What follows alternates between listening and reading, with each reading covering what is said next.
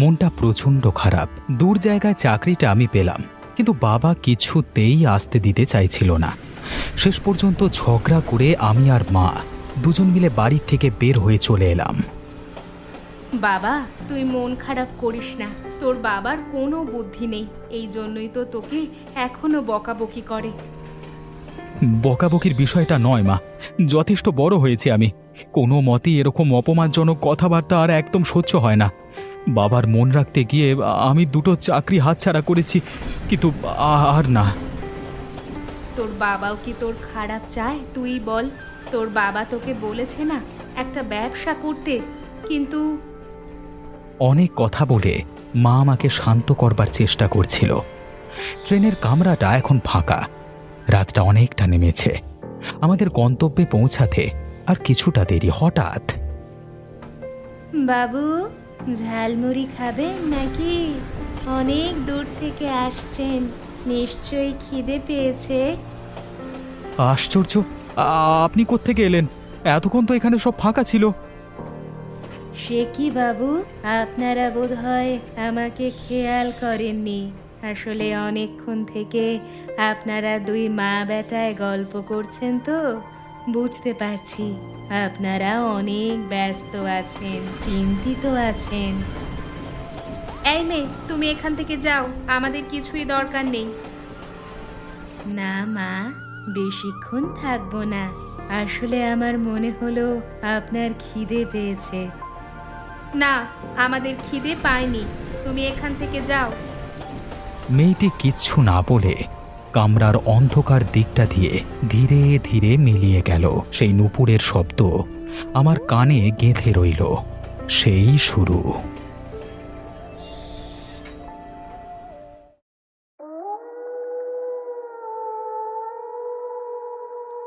দুদিন হলো রাতের বেলাতে প্রচণ্ড ভয় পেয়েছি, কিন্তু মা আমার কথা কিছুতেই বিশ্বাস করছে না। আমার মনে হয় তোর স্বপ্ন দোষ হয়েছে। আমি তো তোর পাশের ঘরেই শুয়ে থাকি, কই আমার তো কিছু মনে হয় না। না মা, তুমি কেন বিশ্বাস করছো না? আমি পর পর দুদিন জানালার পাশে ওই মেয়েটাকে দাঁড়িয়ে থাকতে দেখেছিলাম। আমাকে হাত নেড়ে বারবার ডাকছিল। ওরে বাবা, আমি তো পাশের ঘরেই থাকি, আমি তো কিচ্ছু টের পেলাম না। আমার খুব বিরক্ত লাগছে, চলো আমরা এখান থেকে চলে যাই। এখানে আমার আর থাকতে ভালো লাগছে না। চলো চলো। কিন্তু কোথায় যাবি বাবা? বাড়ি থেকে তো ঝগড়া করে চলে এসেছি আমরা। তোর কি কিছুই মনে নেই? তোর বাবা আমাদেরকে ঘরে ঢুকতে বারণ করেছে, সেসব কি তুই ভুলে গেছিস? মা, আমাকে কোনো তান্ত্রিকের কাছে যেতে হবে। আমার মন বলছে ও নিশ্চয়ই আমাদের ক্ষতি করবে বলে চারপাশে ঘুরে বেড়াচ্ছে। তোমার যদি কিছু ক্ষতি করে ফেলে তাহলে খুব খারাপ হয়ে যাবে মা। আমার কেউ কিচ্ছু করতে পারবে না, তুই কোনো চিন্তা করিস না।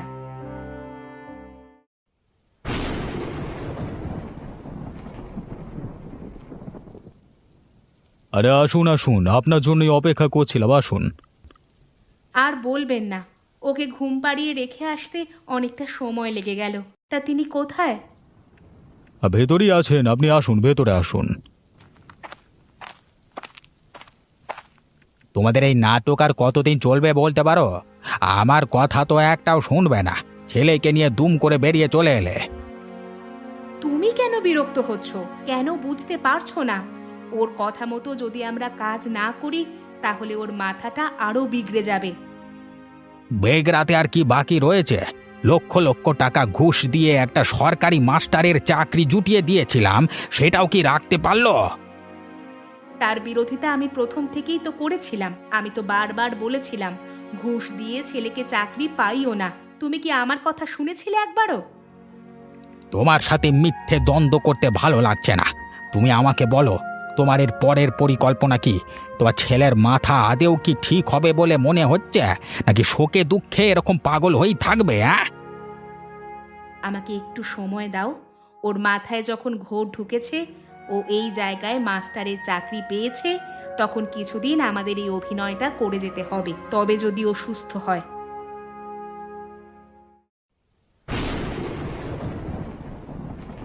আমাকে বাঁচাও, আমাকে বাঁচাও, আমাকে বাঁচাও, আমাকে উদ্ধার করো, আমি মরে গেলাম, আমাকে বাঁচাও।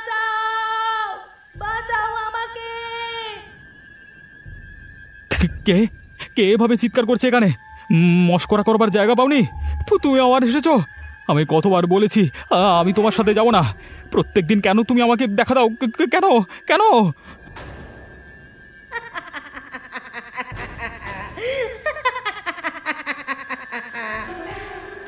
হেসো না, আমার উপর হেসো না, তোমরা বলে দিলাম। মা কোথায়? মা, মা দেখে যাও, এই মেয়ে আবার হাসছে। মা তাড়াতাড়ি দেখে যাও মা। মাকে ডেকে কোনো লাভ নেই, তোমার মা তো এখানে নেই। কি যাও তুমি? আমাকে ছেড়ে দাও, আমি আর কখনো মিথ্যে পথে চলবো না, আমি অসৎ কাজ করব না। ও মা গো, কোথায় তুমি? বাঁচাও দয়া করে, বাবা। তুমি ভয় পেও না, আমি তোমার কোনো ক্ষতি করব না। আমি তোমাকে আমার জীবনের কাহিনী শোনাতে এসেছি। তুমি একটু সময় করবে কি আমার জন্য? চলে যাও, চলে যাও, এখান থেকে চলে যাও বলে দিলাম। আমি তোমাকে কিছু বলতে চাই, আমি তোমাকে ছেড়ে কোথাও যাব না। দেখো, তুমি যদি ভাবো আমার ক্ষতি করবে তাহলে কিন্তু ভুল ভাবছো। আমি কিন্তু তন্ত্রমন্ত্র জানি, তোমাকে কিন্তু এক নিমেষে বন্দি করতে পারবো। তুমি অনেক কিছুই জানো না। তোমার পরিবারের লোক কিভাবে তোমাকে পাগল থেকে স্বাভাবিক বানানোর চেষ্টা করছে। একদম মিথ্যে বলবে না বলে দিলাম, আমি পাগল নই। মা কোথায়? মা তুমি কোথায় গেলে? তাড়াতাড়ি দেখে যাও, সেই ভূত আবার এসেছে মা। তোমার মা তো এখানে নেই। কোথায় গেছে আমার মা? কোথায়? তোমার মা গেছে আমার শত্রুর বাড়িতে, যে আমার জীবন থেকে সমস্ত সুখ স্বাচ্ছন্দ্য কেড়ে নিয়েছিল, তার বাড়ি। তার মানে তুমি কি বলতে চাইছো? সে সব কিছু বলার জন্যই তো তোমার কাছে আমি এলাম। তুমি শুধু শুধু ভয় পাচ্ছ আমাকে।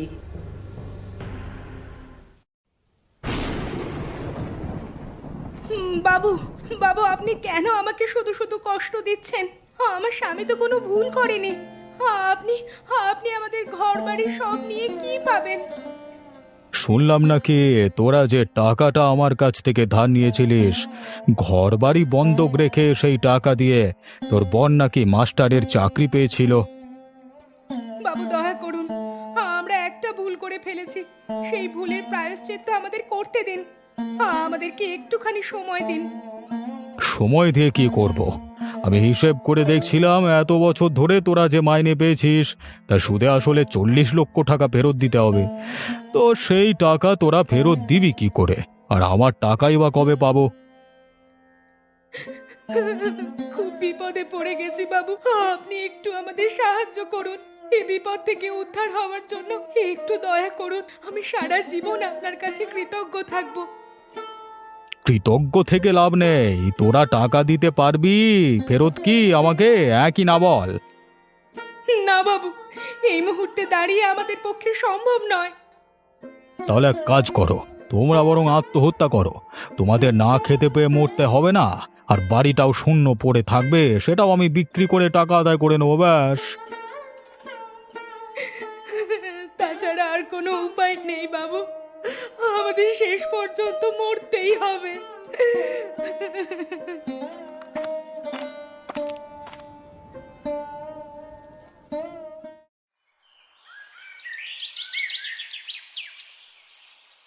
তুমি কালকে রাতে কোথায় গেছিলে মা? সেই ভূত আবার এসেছিল, আমাকে ওর দুঃখের কথা বলে গেছে। আমি একটু বেরিয়েছিলাম, এক সাধু বাবার কাছে যেতে হয়েছিল। তুই বলছিলিস না যে ভূতটা দেখা দিচ্ছে, তার জন্য ব্যবস্থা করতে গিয়েছিলাম। যদি কোনো মাদুলি। মা, ওই মেয়ে লাশটা কুয়োর মধ্যে এখনো পড়ে আছে। আমরা যদি ওকে একটু সাহায্য করি, ওর পচা দেহটাকে বার করে জ্বালিয়ে দিই, তাহলে ওই মেয়ে আর কোনো দিন এখানে আসবে না। না বাবা, ওইসব ভূতেদের বিষয় নাক গলাস না, ওরা খুব খতরনাক। তোকে ছল চাতুরি করে বিপদে ফেলবার পরিকল্পনা আছে নিশ্চয়ই।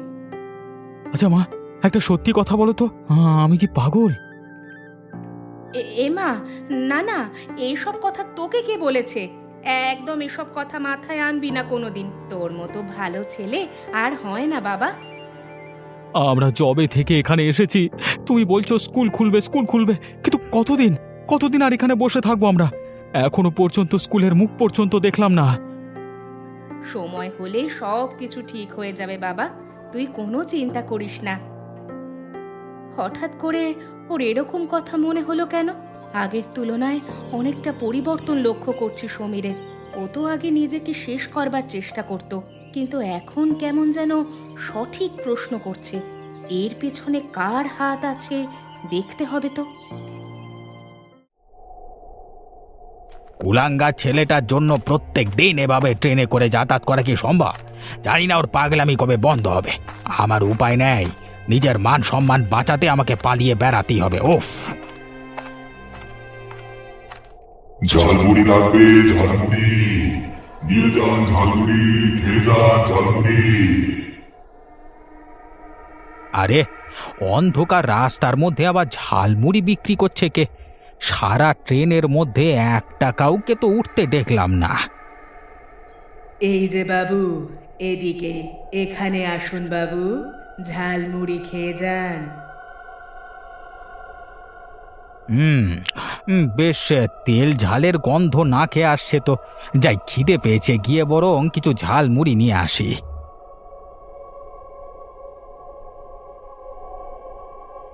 ইয়ে, কত করে ঝালমুড়ি বিক্রি করছো? আপনার কাছ থেকে কোনো টাকা পয়সা নেব না বাবু, আপনাকে বিনামূল্যেই দেব। বিনামূল্যে কেন দেবে? আমি তোমাকে টাকা দিয়েই নেব, তো বিনামূল্যে দেওয়ার তো কিছু নেই। না বাবু, আপনাকে যদি আমরা বিনামূল্যে ঝালমুড়ি দেই, তাহলে আপনি আমাদেরকে একটু সাহায্য করবেন কি? সাহায্য? তো কিসের সাহায্যের কথা বলছো? আমার আর আমার স্বামীর লাশটা ওই দূরে কুয়োর মধ্যে পড়ে আছে। আপনি দয়া করে একটু লাশটাকে তুলে যদি ব্যবস্থা করে দেন, তাহলে খুব ভালো হয়। স্বামীর লাশ মানে? তুই কি বলতে চাইছো? তো তোমরা সব কারা? কথা দিচ্ছি, আপনার কোনো ক্ষতি হতে দেব না। আপনার ছেলেকেও সারিয়ে তুলবো আমরা, যদি আমাদের একটু সাহায্য করেন। মাসের পর মাস ধরে লাশগুলো কুয়োর মধ্যে পড়ে শাস্তি পাচ্ছি আমরা, আমাদের দয়া করুন। ওরে বাবারে ভূত! বাবারে ভূত মেরে ফেললো, বাঁচা! ওরে বাবা! দৌড়ে পালিয়ে যাবেন না বাবু, আমরা আপনার কোনো ক্ষতি করব না, দয়া করুন বাবু। ওরে ওরে ছেড়ে দে রে বাবা, আমি আর কোনোদিন অন্ধকারে একা আসবো না রে। ওরে বাবারে মেরে ফেললো রে, ওরে বাবা!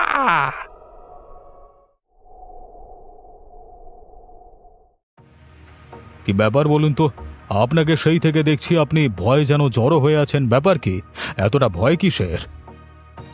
মশাই, আপনাদের এখানে ভূতের উপদ্রব আছে, সেটা তো আমাকে আগে বলেননি। ভূতের উপদ্রব? তার মানে আপনি কি বলতে চাইছেন? আমি ফিরছিলাম, হঠাৎ করে একটা ভৌতিক ঝালমুড়িওয়ালা আর স্বামী স্ত্রী দুজনের ভূত আমাকে ডাকলো। বলল কুয়োর মধ্যে তাদের লাশ পড়ে আছে, সেই লাশগুলোকে তুলে সৎকার করতে। বলেন কি মশাই? এই দুজন কেমন দেখতে বলুন তো? দেখতে তো ভূতের মতো, মুখের দিকে একবার তাকিয়েই আমার পিলে চমকে গেছিল। ওরে বাবা, কোনো মতে সেখান থেকে পালিয়ে বেঁচেছি। আচ্ছা, বুঝতে পেরেছি ওরা কারা। তাহলে ওরা আবার উপদ্রব করতে শুরু করেছে। আপনি জানেন ওই ভূতেরা কারা? তারা দুজন স্বামী স্ত্রী ছিল, আমাদের এখানেই বাড়ি ছিল। ট্রেনে ঝালমুড়ি বিক্রি করে জীবন চালাতো, হঠাৎ করে একদিন নিখোঁজ হয়ে যায়।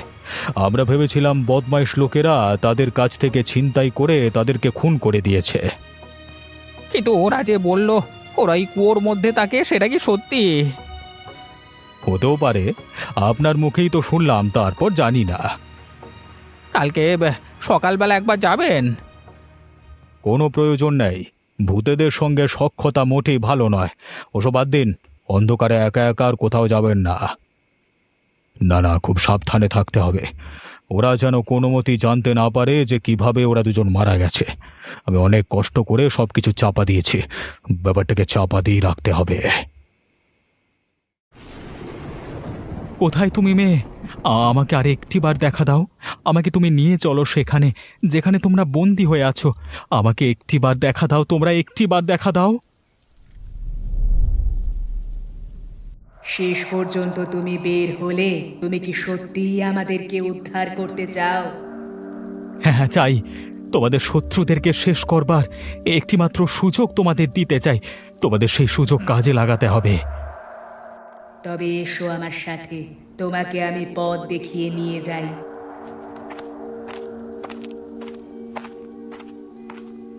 এই সেই কুয়া যেখানে তোমাদের লাশ পড়ে আছে? হ্যাঁ, এখানে আমাদের লাশ পড়ে আছে। আমাদের এখান থেকে দয়া করে উদ্ধার করো। এই তো একটা তাজা শরীর আমি পেয়েছি। এই শরীরের মধ্যে আমি থেকে আমার শত্রুকে শেষ করব। এ কি? ওকে, ও সব কি বলছে? ও ঠিকই বলছে। তোমার মতো একটা শরীরের খুব দরকার ছিল।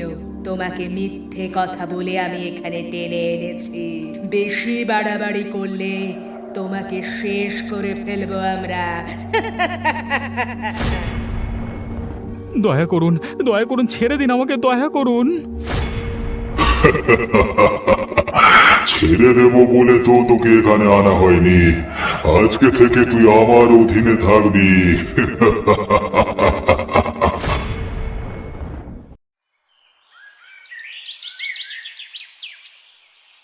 কি রে বাবা, তোকে কখন থেকে আমি খেতে ডাকছি?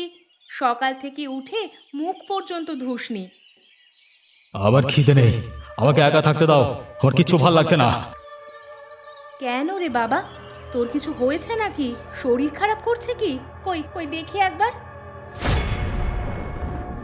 কি রে বাবা, তোর তোর কি হয়েছে? তোর চোখগুলো এরকম লাল কেন? মারবো, সবাইকে মেরে ফেলবো আমি, কাউকে ছাড়বো না, তোকেও মেরে ফেলবো।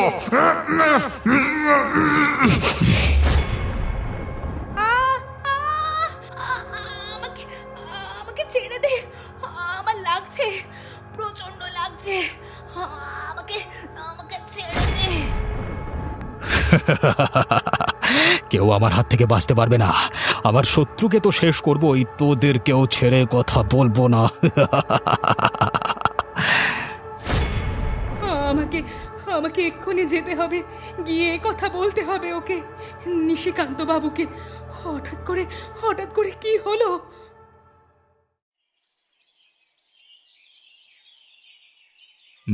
সবটাই বুঝলাম। আমার মন বলছে সমীরকে ভূতে ধরেছে, তাই জন্যই ওর এই অবস্থা। আমি বড় বিপদে পড়লাম। আমি আনলাম ছেলের পাগলামো ঠিক করতে, আর এদিকে ওকে ভূতে ধরে বসে রইল। আপনি দয়া করে উদ্ধার করুন আমার ছেলেকে, আমি আপনার কাছে অনুরোধ করছি। কিন্তু কি ব্যাপার বলুন তো, হঠাৎ করে আমাদের উপর এরকম ভূতের দৃষ্টি পড়লো কেন? কালকে রাতে আমাকে তাড়া করলো, আজকে আবার আমার ছেলেকে ভূতে ধরেছে। ওরা কি চায়? ওরা কি চায় না চায় আমি বলতে পারবো না, কিন্তু আপনার ছেলেকে নিশ্চয়ই ওরা বশ করেছিল, বশ করে কুয়োর কাছে নিয়ে গিয়েছিল। আপনি কিছু করতে পারেন না? আমার ছেলেকে উদ্ধার করুন না। আপনি যা চাইবেন আপনাকে আমি তাই দেব। আবার দাদুর দিয়ে যাওয়া একটা মন্ত্রপুত ঘট আছে, সেই ঘটের জল দিয়ে ওদেরকে একবার বন্দি করেছিলাম, কিন্তু ওরা আবার বের হয়েছে। আমাকে কিছু একটা ব্যবস্থা করতে হবে। আমি আপনার সাথে যাব। আজকে রাতের বেলাতেই এর একটা উপায় বের করুন দয়া করে। ঠিক আছে, আজকে রাতের বেলাতেই আপনার ছেলের দেহ থেকে সারা জীবনের মতো ভূত তাড়ানো হবে, তারপর অন্য ব্যবস্থা।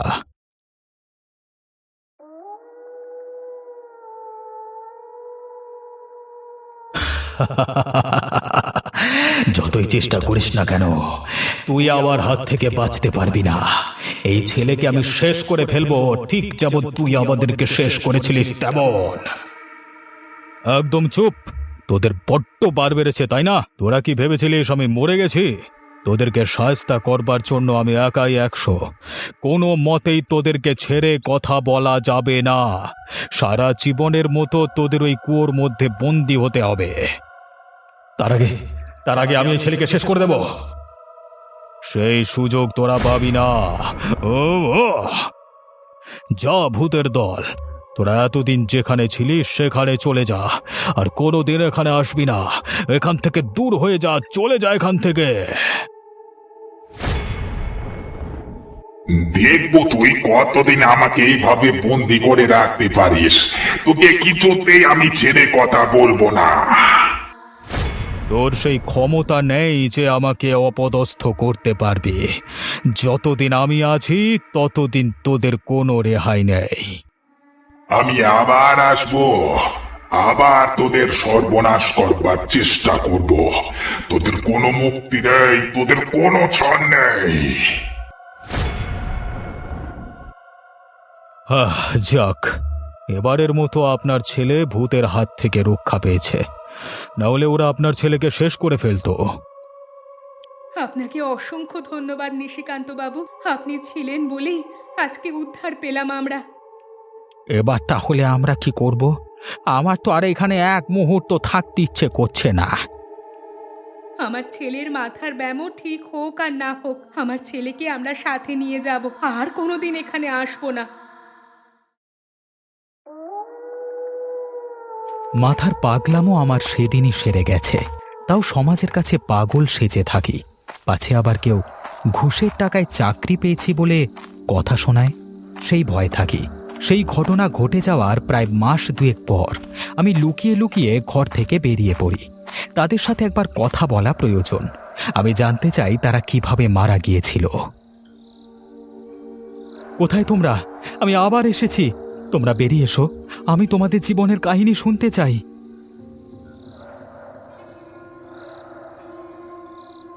হঠাৎ করে অনেক দিন পর আমাদের কথা মনে পড়ল।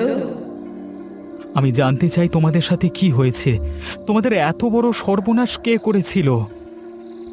তাহলে বলি শোনো, সেদিন আমি তোমাকে মিথ্যে বলেছিলাম। আমি আর আমার স্বামী খুব গরিব ছিলাম, ঝালমুড়ি বিক্রি করে আমাদের দিন কাটতো। হঠাৎ করে নিশিকান্ত বাবু আমাদের দুজনকে একদিন ডেকে পাঠালো।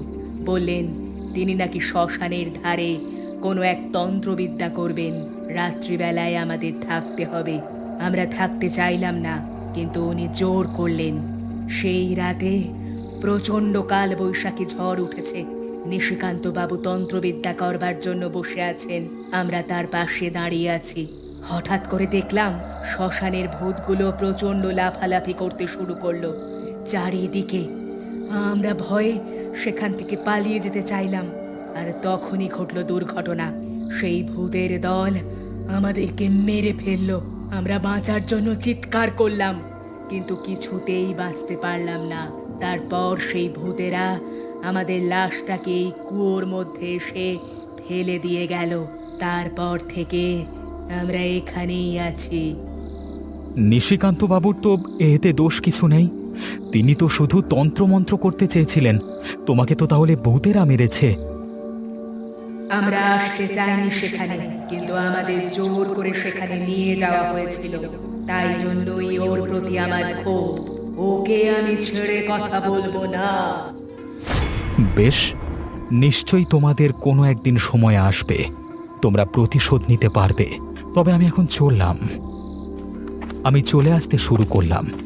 দেখলাম চন্দ্রাবতীর ভূত দাঁড়িয়ে আমাকে লক্ষ্য করছে। ওদেরকে দেখে আমার আর ভয় হয় না। মনে হয় যেন কত দিনের বন্ধুত্ব আমার সাথে।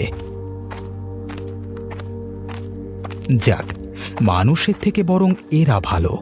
মাঝে মাঝে এদের সাথে এসে সময় কাটিয়ে যেতে হবে।